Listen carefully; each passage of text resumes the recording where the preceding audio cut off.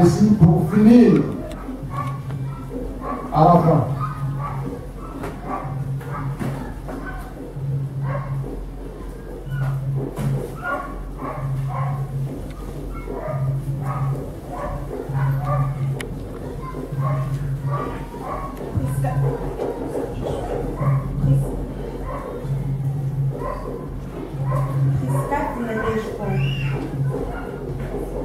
La première préoccupation, le roi amène fils premier.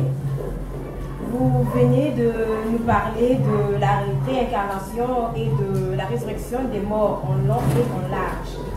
Je voudrais savoir qu'est-ce que nous pouvons retenir de ces deux mots, de ces deux thèmes, de ces deux concepts. Et en ce qui concerne la réincarnation, pouvons nous dire que c'est un mythe. La deuxième préoccupation, comment reconnaître qui nous sommes à l'ère actuelle.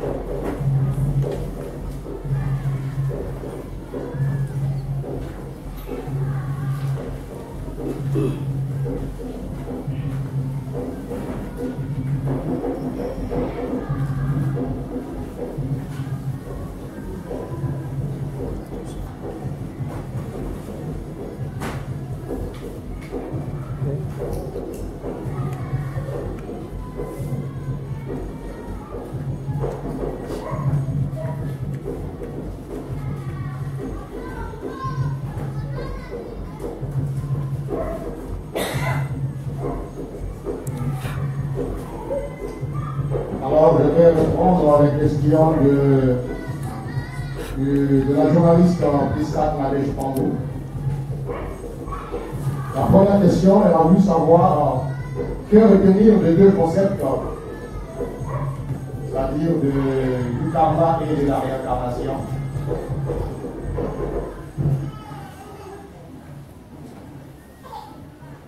Merci beaucoup. Notre bien-aimé journaliste, la question posée, que retenir? C'est tout ce que je viens d'expliquer tout à l'heure. J'ai parlé de la réincarnation comme étant cette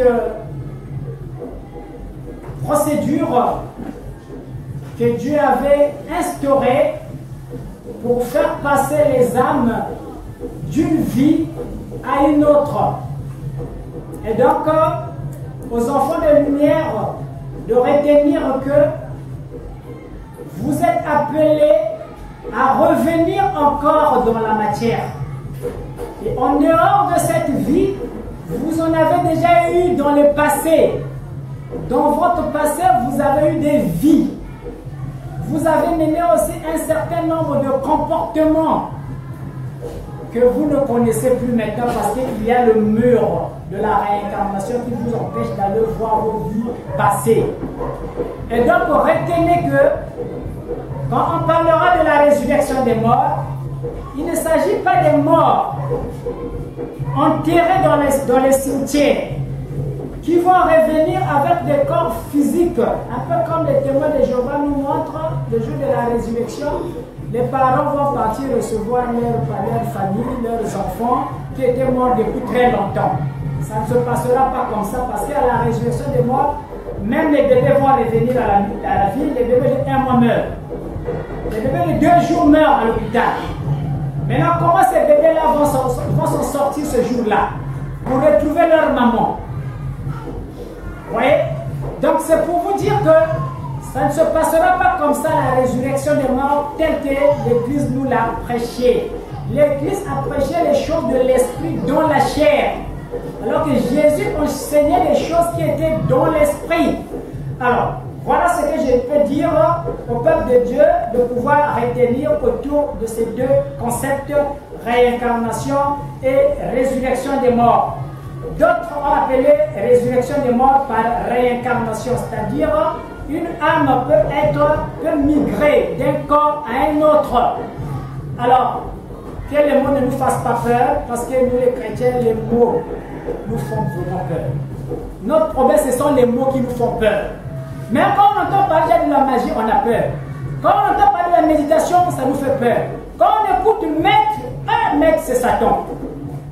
Laissez Satan tranquille. On peut continuer puisqu'il y en a d'entre vous qui veut poser bien des questions. Merci, Sa Majesté. Deuxième question. La réincarnation, est-ce un mythe?